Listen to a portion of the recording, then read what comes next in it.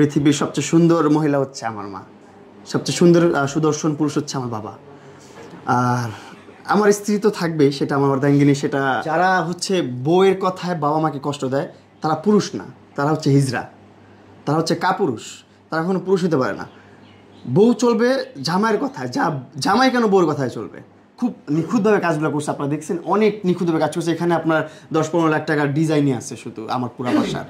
আপনার বেডরুমের আমার বেডরুম, তারপর আমার এই পাশে ওই পাশে পুরো বাসার যে ডেকোরেশনটা করছি এটা 10-15 লাখ টাকায় মানে ডিজাইনের মধ্যেই আছে। আসলে এই পৃথিবীতে তো আর আমি এমনি এমনি আসি নাই, আমার বাবা মার ইচ্ছা ছিল, তারপর আমার মার এত কষ্ট ছিল, 10 মাস 10 দিন আমাকে গর্ভে রাখছে, অনেক কষ্ট করছে, তারপরেই তো আমি আসছি।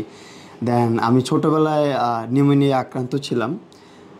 আক্রান্ত হওয়ার পর আমার আম্মু অনেক কান্নাকাটি করছে, অনেক দৌড়াদৌড়ি করছে, অনেক কষ্ট করে আমাকে বাঁচাইছে। অনেক হসপিটালতে বলছে যে আপনার এই বাবু বাঁচবে না, এই বাচ্চা নিয়ে নিয়ে চলে যান। আম্মু তখন কান্না করতেছিল রাস্তায় দাঁড়ায় আমাকে নিয়ে। হ্যাঁ, তখন কই থেকে যেন একটা ফেরেস্তার মতন দুইজন লোক আসছে, একজন মহিলা, একজন আঙ্কেল। দুজন আঙ্কেল আন্টি আইসা হচ্ছে যে আমার আম্মুকে বলছে আপনি কান্না করতেছে কেন? আম্মু বলতেছে আমার বাবুর এই অবস্থা, ডক্টর বলতেছে আমার বাচ্চা নাকি বাঁচবে না। তখন বলতেছে আপনার বাচ্চাকে আপনি ঢাকা মেডিকেল নিয়ে যান। আমি তো চিনি না, আমার আম্মু তখন ঢাকা সেরকমভাবে কিছু চিনি না। তো যখন ঢাকা মেডিকেল নিয়ে গেলো তখন ওইখানে যত স্টুডেন্ট ছিল, যখন স্টুডেন্টরা প্রফেসররা বের হচ্ছে, ওই টাইমটাতে আমার এন্ট্রি হয়েছে, আমাকে নিয়ে আম্মু ঢুকছে। তখন সবাই আমাকে নিয়ে অনেক মানে দৌড়াদৌড়ি করছে, দৌড়ে চলে গেছে। আমার রগ খুঁজে পাচ্ছিল না, কোথায় দিয়ে আমার স্যালাইন দিবে সেটা খুঁজে পাচ্ছিল না। পরে এখানে একটা রগ আছে আমার, এটা এখানে ছিল, এই রোগটা দিয়ে আমাকে স্যালাইন দেওয়া হয়েছে। তো আমার আম্মু অনেক স্ট্রাগল করছে। আমি যখন বড় হয়েছি, বড় হওয়ার পর থেকে দেখছি আমার আম্মু আব্বু অনেক স্ট্রাগল করছে একমাত্র আমাদেরকে ভালো রাখার জন্য, আমাদেরকে ভালো মন্দ খাওয়ানোর জন্য, ভালো মন্দ পাওয়ানোর জন্য। সো আমি ছোটোবেলা থেকে অনেক মানে যখন এগুলো দেখতাম যে আমার আব্বু আম্মু অনেক কষ্ট করে, তখন আমি ভাবতাম যে আল্লাহ, আমার যদি এরকম কোনো ক্ষমতা থাকতো যে আমার অনেক টাকা পয়সা হয়ে যাচ্ছে, অনেক কিছু হয়ে যাচ্ছে, আমার ফ্যামিলির সব দায়িত্ব আমি নিয়ে নিচ্ছি, আমার বাবা মার কষ্ট করতে হচ্ছে না, তাহলে অনেক ভালো হতো। সো এগুলো ভাবতাম, আল্লাহর কাছে চাইতাম। তো আল্লাহ তাআলা কোনো না কোনো একভাবে আমাকে দিয়েছে অনেক কিছু, আলহামদুলিল্লাহ। এখন অনেক মানুষ চিনে আমাকে, অনেক মানুষ হয়তো বা চিনে না, তারা অবশ্যই চিনে যাবে ইনশাল্লাহ। আগামীতে ভালো কাজ উপহার দিলে অবশ্যই সবাই মাথায় রাখবে, চিনবে আমাকে। তো যারা চিনে, এত মানুষ চিনে, যত মানুষ চিনে, এটা আল্লাহ তাআলার কাছ থেকে অনেক বড় একটা পাওয়া আমার জন্য। আর আমি মনে করি যে আমি আল্লাহর কাছে চাইতাম, এই জন্যই আল্লাহ তাআলা আমাকে দিয়েছে। এখন যেই কারণে আমি চাইতাম যে আমার ফ্যামিলিটাকে সুস্থ রাখতে হবে, সুখী রাখতে হবে, সো ওই গোলটা কিন্তু আমার পূরণ করতে হবে। এই জন্যই আমি আমার যত আয় আছে, যত কষ্ট আছে, সব কিছু আমার ফ্যামিলির জন্য উৎসর্গ করে দিয়েছি, আমার সব কিছু। এই যে আপনার এই বাড়িটা আমরা দেখতে পাচ্ছি, বাড়িটা কত টাকা খরচ করেছেন বা কত টাকা খরচ হয়েছে? বাড়িটায় মোটামুটি টাকা খরচ হয়েছে। অ্যামাউন্টটা বলাটা আমি ভালো মনে করি না, আমি পছন্দ করি না অ্যামাউন্ট বলাটা কোথাও, অনেকে ফোর্স করে, তারপর আমি বলতে চাই না এসব বিষয়। ভালো একটা অ্যামাউন্ট খরচ হয়েছে। আমার জীবনের যত ইনকাম ছিল সব কিছু দিয়ে এই বাড়িটা করেছিলাম আমি। আর গ্রামে বাড়ি করার কোনো ইচ্ছা ছিল না আমার গ্রাম এমনিতে ঘুরতে আসার জন্য পছন্দ, ঘুরতে বেড়াইতে এই জন্য পছন্দ, কিন্তু থাকার জন্য আমি গ্রাম পছন্দ করি না। হ্যাঁ, গ্রামকে আমি ঘুরতে কয়েকদিন বেড়াইতে আসলাম অকেশনে, সেই হিসাবে আমি গ্রামকে অনেক পছন্দ করি, ভালোবাসি, প্রকৃতির সাথে মিশে যেতে ভালো লাগে। কিন্তু সারা জীবন গ্রামে কাটাতে হবে এটা ভাবলেই আমার কাছে অন্যরকম লাগে। কারণ আমি ছোটো থেকে বড় হয়েছি ঢাকা শহরে, আমার সব কিছু আয়ত্তের মধ্যে, ঢাকার মধ্যে। এই কিছু চাইলে আমি আনতে পারি, এখানে দোকানপাট, বাজার, সদাই, এই সেই অনেক দূরে, সব কিছু যানবাহন ব্যবস্থা, রাস্তাঘাট সব কিছু অনেক খারাপ। মানে চর এলাকার মানুষ তো আমরা, এদিকে মানে আমাদের সরকার ওরকমভাবে ফোকাস দেয় না আমাদের এদিকে, রাস্তাঘাট কিছু নেই। আপনি আসছেন, আপনি তো জানেন কীভাবে আসছেন, আমাদের রাস্তাঘাটের খুবই খারাপ অবস্থা।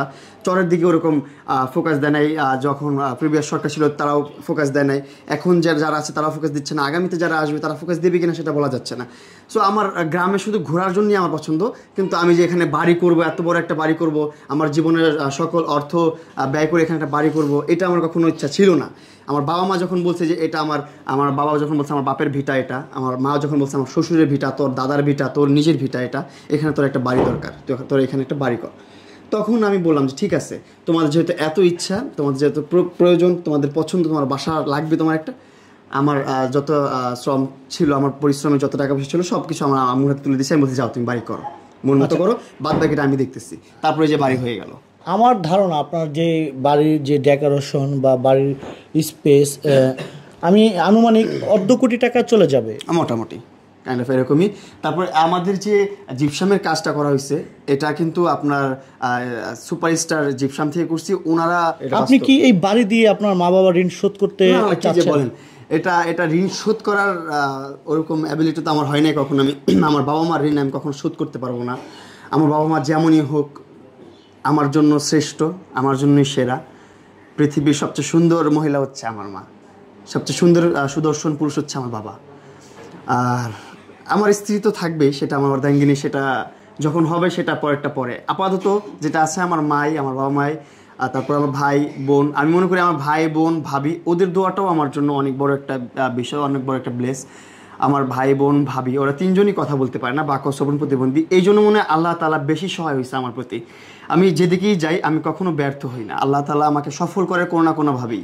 আমি যেই কাজটা করতে চাই, যেই জিনিসটা আমি চিন্তা ভাবনা করি, সেই জিনিসটা একদিন না একদিন আমার হয় একদিন আগে, হয়তো বা একদিন পরে। যেমন আমি VMWটা কেনার অনেক ছিল, অনেক প্যারা চলতেছিল, প্রায় 3 মাসের একটা প্রসেসিং চলেছিল, হয়ে গেছে কিন্তু আলহামদুলিল্লাহ। বাইক কেনার অনেক বাইক রাখার ইচ্ছা ছিল, এখন কিন্তু আমার 4-5টা বাইক আছে, আলহামদুলিল্লাহ হয়ে গেছে। বাড়ির ইচ্ছা ছিল, বাড়ি হয়ে গেছে, গাড়ি হয়ে গেছে, বাইক হয়ে গেছে, সবই হয়ে গেছে। এখন স্বপ্ন হচ্ছে ঢাকা শহরে একটা বাড়ি করব, সেটাও ইনশাল্লাহ হয়ে যাবে আল্লাহ তাআলা যদি চান, আর আপনাদের ভালোবাসা সাপোর্ট যদি থাকে। কারণ টাকা তো আর এমনিতেই আসবে না। আমি যখন কন্টেন্ট করবো, আপনারা যখন সাপোর্ট করবেন, আমার কন্টেন্ট দেখবেন, তখন ওই কন্টেন্ট থেকে আমার রেভিনিউ আসবে। ওই রেভিনিউ দিয়ে তারপর স্পন্সর আসবে, স্পন্সরের টাকা দিয়ে আমি একটা বাড়ি করে ফেলতে পারবো ইজিলি। হ্যাঁ, আপনারা যদি সাপোর্ট করেন, ভালোবাসা রাখবেন, আমার জন্য দোয়া রাখবেন। আর যারা হচ্ছে বাবা মার টেক কেয়ার করেন, আমি মনে করি তারা হচ্ছে পৃথিবীর সবচাইতে অকৃতজ্ঞ মানুষ, যার মধ্যে কোনো কৃতজ্ঞতা বোধ নাই, যার মধ্যে কোনো ভালোবাসা নাই, যার মধ্যে কোনো ফিলিংস নাই, সে কখনো মানুষ হতে পারে না। তার মধ্যে কোনো রকম ফিলিংস নাই যে সে একটা মায়ের গর্ভে ছিল 10 মাস 10 দিন, সেই মাটা কিভাবে মানে সারভাইভ করছে 10 মাস 10 দিন থাকা। মানে আপনি বুঝতেছেন আপনার পেটের মধ্যে আরেকটা মানুষ নিয়ে 10 মাস আপনি ঘুরবেন, এটা ইজি? এটা কোনোভাবেই ইজি না, এটা অনেক বড় একটা বিষয়। তারপর যখন সে প্রসবের সময়টা ভাই, যখন মা একটা বাচ্চা যখন জন্ম দেয়, তখন যে কষ্টটা তার, সেই জিনিসটা বাচ্চাটা বোঝা অনেক, মানে সবাই বুঝে না এই জিনিসটা। যারা না বুঝে তারাই বাবা মাকে সম্মান করে না, অসম্মান করে, অকৃতজ্ঞ, তারা বাবা মাকে বৃদ্ধাশ্রমে পাঠায়। তাদের মতো মানুষ আমি, আমার মন চায় আমার যদি ওরকম অ্যাবিলিটি থাকতো তাদেরকে আমি কী করতাম আমি বলতে পারতেছি না। সেটা বলতে গেলে এখন ভায়োলেশন চলে আসবে। আচ্ছা, এখানে একটি প্রশ্ন কিন্তু থেকেই যায় মামুন ভাই, সেটা হচ্ছে আমরা দেখেছি সমাজে এই ধরনের ঘটনা ঘটে। এই যে আপনার বাবা মায়ের অনেক ভক্ত ছিল, তারপরে বিয়ের পরে আস্তে আস্তে ধীরে ধীরে ধীরে ধীরে বাবা মার কাছ থেকে দূরে সরে যাচ্ছে বা দূরে সরে গেছে, বা স্ত্রীর কথা শুনে বাবা মাকে বৃদ্ধাশ্রমে রেখে দিয়ে আসছে। যারা হচ্ছে বউয়ের কথায় বাবা মাকে কষ্ট দেয়, তারা পুরুষ না, তারা হচ্ছে হিজড়া, তারা হচ্ছে কাপুরুষ, তারা কোনো পুরুষ হতে পারে না। বউ চলবে জামাইয়ের কথায়, জামাই কেন বউর কথায় চলবে? আমি মনে করি আমার ফ্যামিলি সবার আগে। আমার ফ্যামিলিকে যে মর্যাদা দিতে পারবে, সম্মান দিতে পারবে, আমার বাবা মার সাথে যে তাল মিলা চলতে পারবে, সে হচ্ছে বউ, সে আমার বউ হওয়ার যোগ্য। আমার বউর অনেক বেশি টাকা পয়সা থাকবে, আমার বউয়ের বাপদাদারা অনেক খানদানি হবে, আমার বউ অনেক এডুকেটেড হবে, অনেক স্টাইলিশ হবে, অনেক ড্যাশিং হবে, এরকম না। আমার বউ আমার সাথে ম্যাচ করে চলতে পারবে, আমার বউ আমার বাবা মার সাথে ম্যাচ করে চলতে পারবে, আমার ভাই বোনের সাথে ম্যাচ করে চলতে পারবে, সেটাই হচ্ছে আমার বউ। এছাড়া আমি মনে করি যে এটাই যোগ্যতা আমার বউর, আর কিছু দরকার নেই। আর যেগুলো থাকে সেগুলো হচ্ছে যে বউ না, সেগুলো গার্লফ্রেন্ড হিসেবে ঠিক আছে, বান্ধবী হিসেবে ঠিক আছে। বউ নিজের সংসারকে টিকায় রাখবে, সংসারকে গুছায় রাখবে, সেটাই বউ। আচ্ছা, যে সকল সন্তানরা বাবা মার অবাধ্য হয়ে বাবা মাকে অসম্মান করে, তাদের প্রসঙ্গে আপনি কি বলবেন? আজকের ভিডিওটা হচ্ছে বাবা মাকে নিয়ে। আর যেহেতু আপনি আপনার মাকে, আপনার বাবাকে ভালোবাসেন, তাদের ভালোবাসায় আপনি তাদেরকে পিছনে অর্ধ কোটি টাকা খরচ করে একটি বাড়ি করে দিয়েছেন।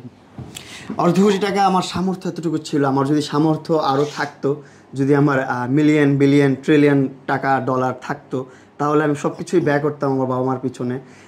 বাংলাদেশের ঢাকার রাজধানীর বুকে আমার একটা রাজপ্রাসাদ থাকতো, এরকম যদি অ্যাবিলিটি থাকতো আমার, ওই রাজপ্রাসাদ আমি করে দিতাম আমার বাবা মাকে।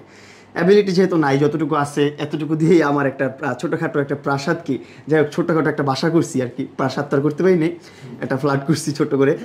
আর যেহেতু এই ভিডিওটা বাবা মাকে নিয়ে, আমার জেনারেশনের যে ভাইরা আছে বা আমার সিনিয়র যে ভাইরা আছে, যারা নিজের ইগোর কারণে ফ্যামিলির সাথে ঝগড়া করতেছেন, বা বড় ভাইরা যারা আছেন বউয়ের কারণে ফ্যামিলির সাথে ঝগড়া করতেছেন, বউর সাথে ভালো সম্পর্ক রাখার জন্য ভাইয়ের সাথে ঝগড়া করতেছেন, তাদেরকে বলি ভাই, ঝগড়া টুকটাক ফ্যামিলির মধ্যে থাকেই। আমারও কিন্তু ঝগড়াঝাটি হয়। আমি আমার মা ভক্ত, বাবা ভক্ত, আমি নিজে। আমার যে ঝগড়া হয় না, কথা কাটাকাটি হয় না, এমন না।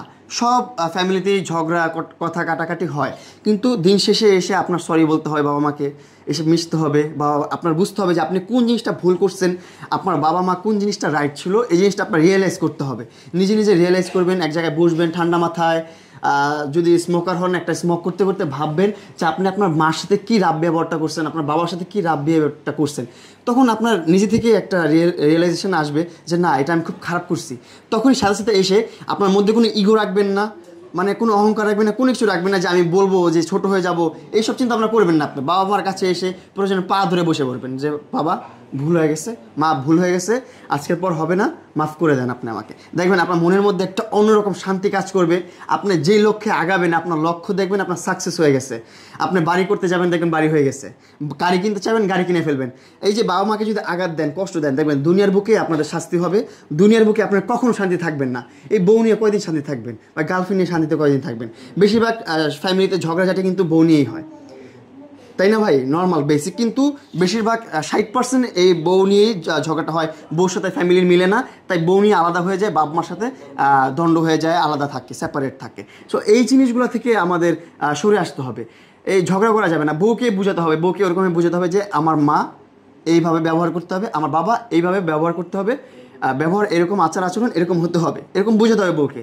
এটাই আমার সাজেশন আমার ভাইদের জন্য, যে বাবা মার সাথে রাব ব্যবহার করবেন না। ঝগড়াঝাটি হলেও আপনি এসে মার কাছে সরি বলবেন, বাবার কাছে সরি বলবেন, ঠিকঠাকভাবে চলবেন, ফ্যামিলি নিয়ে আগালে দেখবেন আপনার অনেক দূর এগিয়ে যেতে পারবেন। এই যে পুরো বাড়িটা করছি, তারপর এই যে গাড়ি কিনছি, তারপর বাইক কিনছি, সবগুলো কিন্তু আমার নিজের অর্থে কিনা, নিজের টাকায় কিনা, নিজের উপার্জনে কিনা। কীভাবে কিনছি? আমার বাবা মার দোয়া ছিল আমার প্রতি, আপনাদের সাপোর্ট ছিল, এই জন্য আমি কিনতে পারছি। সব কিছু আমার সোশ্যাল মিডিয়ার টাকা আর হচ্ছে আপনার স্পন্সর দিয়ে কিনা।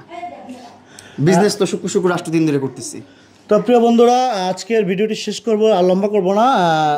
পরিশেষে আমি বলতে চাইব, মামুনের মতো সন্তান প্রত্যেকটা বাবা মার ঘরে যেন একজন করে জন্ম নেয়, কারণ তারা যেন বাবা মার টেক কেয়ার করতে পারে, বাবা মাকে ভালোবাসা দিয়ে যেন পরিপূর্ণ রাখতে পারে, সেই প্রত্যাশা সবার প্রতি রেখে আজকের ভিডিওটা শেষ করছি। আল্লাহ হাফেজ।